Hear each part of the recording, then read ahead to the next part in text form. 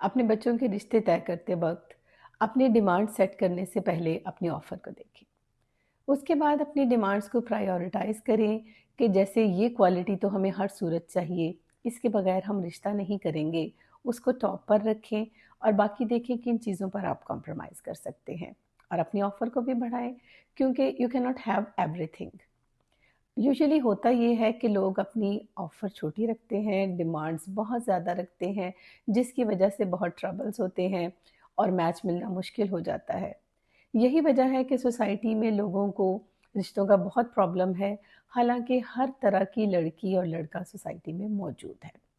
मसलन अगर कोई लड़का ज़्यादा एजुकेटेड नहीं है, लेकिन वो चाहते हैं कि लड़की बहुत एजुकेटेड होनी चाहिए, तो आप बाकी चीज़ों पे कॉम्प्रोमाइज़ करें और अच्छी ऑफ़र होनी चाहिए। मसलन अगर लड़के का अच्छा बिज़नेस है, तो आपको मैच मिल जाएगा। यूजुअली लोग अपनी ऑफ़र छोटी रखते हैं, डिमांड्स बहुत ज़्यादा रखते हैं, जिसकी वजह से मैच मिलना मुश्किल हो जाता है और मुनासिब वक़्त गुज़र जाता है। उसके बाद वो कॉम्प्रोमाइज़ पर आ जाते हैं। इसलिए सही टाइम पर सही फ़ैसला करें।